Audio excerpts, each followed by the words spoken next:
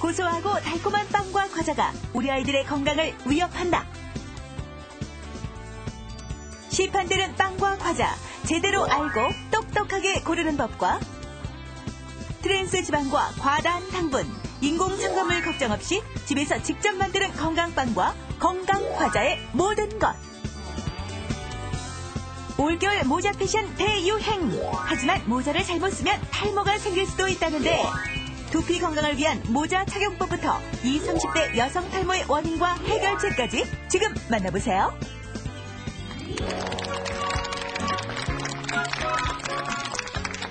안녕하세요. 살림의 여왕 나연입니다. 네, 출출하거나 기분 전환이 필요할 때 쉽게 손이 가는 게 과자나 빵이잖아요.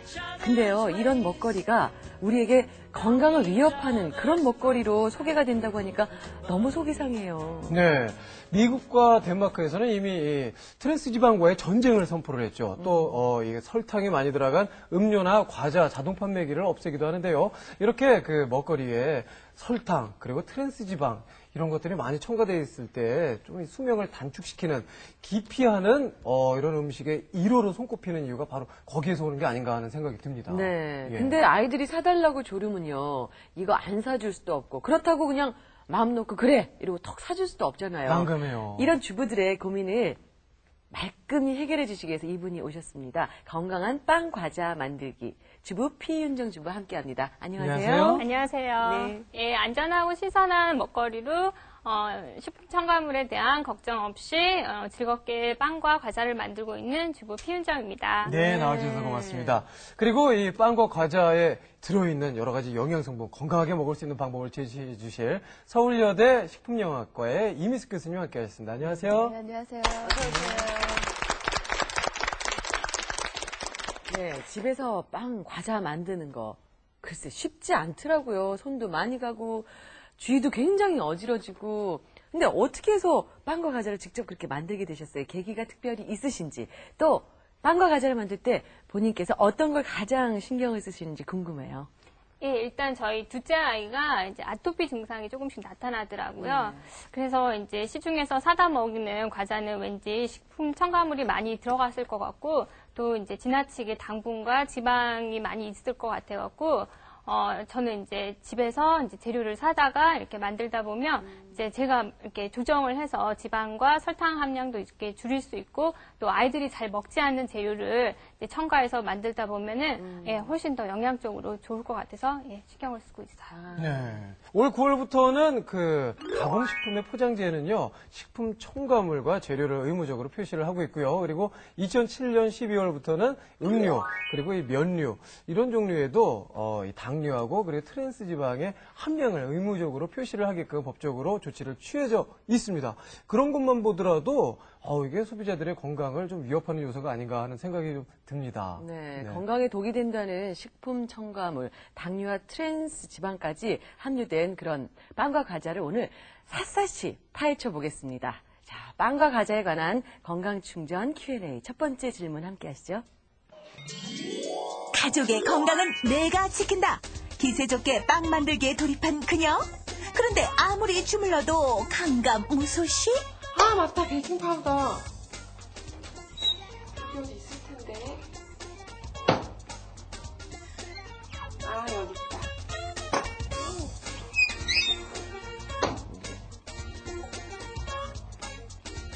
빵 만드니? 깜짝이야. 왜 너도 좀 싸줄까? 됐어. 건강에 나쁜 화학 팽창제인 베이킹소다나 베이킹파우더가 들어가 있는 빵은 정중히 사용하겠어. 그럼 네가 지금 먹고 있는 그 빵은 뭔데? 아, 이건 천연효모로 발효시킨 건강빵이지. 좀 줄까? 근데 맛은 좀 없다. 먹다 보면 맛있어. 몸에 좋은 거니까. 베이킹소다와 베이킹파우더, 화학 팽창제라 건강에 좋지 않다고들 하던데 반죽을 할 때 넣으면 안 되나요? 네. 교수님, 제가 알기로도 이 빵을 만들 때는 베이킹 파우더, 베이킹 소다를 사용을 하는 걸로 알고 있는데, 그렇다면 천연 발효제인 이스트 사용했을 때하고는 조금 좀 차이가 있을 것 같고, 또 이 차이가 있다면 어느 정도 영향에 미치는지 그게 좀 궁금해지네요. 네.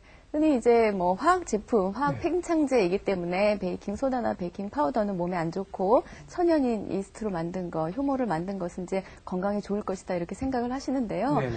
그렇게 염려하시는 것만큼 화학 팽창제가 건강에 악영향을 심각하게 영향을 미치지는 않습니다. 네. 하지만 많이 섭취를 하시게 되면 그 안에 이제 나트륨 성분이 들어있기 때문에 그것이 혈압을 높일 수가 있겠죠. 그래서 어린 시기부터 지속적으로 너무 많이 섭취하는 것은 사실 좋지 않고요.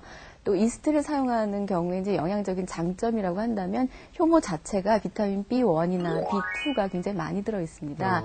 예, 이것이 또 발효 과정을 거치면서 더 많이 늘어날 수가 있거든요.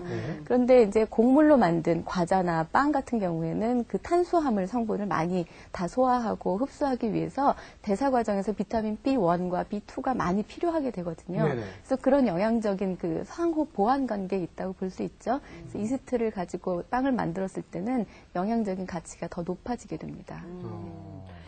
이스트, 베이킹 소다, 베이킹 파우더.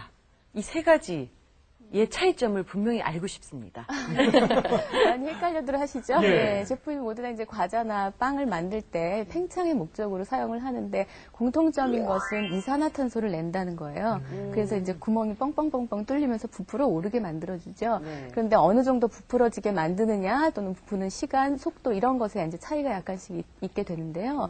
베이킹 소다인 경우에는 사실 뭐 공업용 소다라고도 헷갈리시는 분들 계시는데 네. 베이킹 소다는 식소다입니다. 먹어도 되는 소다고요. 그것이 이제 나트륨 성분을 우리가 소다 이렇게 부르다 보니까 그렇게 이름이 붙어지게 됐는데 베이킹 소다의 단점은 좀 약간 쓴맛이 난다는 거예요. 네. 예, 그래서 이제 그 쓴맛 때문에 굉장히 싫어하시고 그걸 보완하기 위해서 베이킹 파우더를 만들었어요. 그래서 다른 첨가제를 조금 더 집어넣어가지고 예, 좀 더 그 CO2 발생이 이산화탄소 발생이 잘 정확하게 일어날 수 있도록 원하는 만큼의 발효가 일어날 수 있도록 그렇게 만들어준 성분이기 때문에 쓴맛이 없죠. 예, 그런 장점이 있고 그 천연 효모로 만든 거, 즉 이스트 제품인 경우에는 이제 발효가 되면서 약간 유기산이 생겨서 새콤한 맛이 나기도 하고요. 예, 그런 것이 이제 어떤 분들은 그런 냄새 때문에 또 싫어하시기도 하는데 그게 독특한 그 향이라고 또 느끼고 맛있게 드실 수도 있을 것 같습니다. 네. 지금 앞에 우리 피윤정 주부께서 직접 만든 빵 이렇게 딱 준비를 하셨는데 그러면 주부께서는 그 이스트만 사용을 하시고 베이킹 파우더는 전혀 사용을 안 하시는 거예요?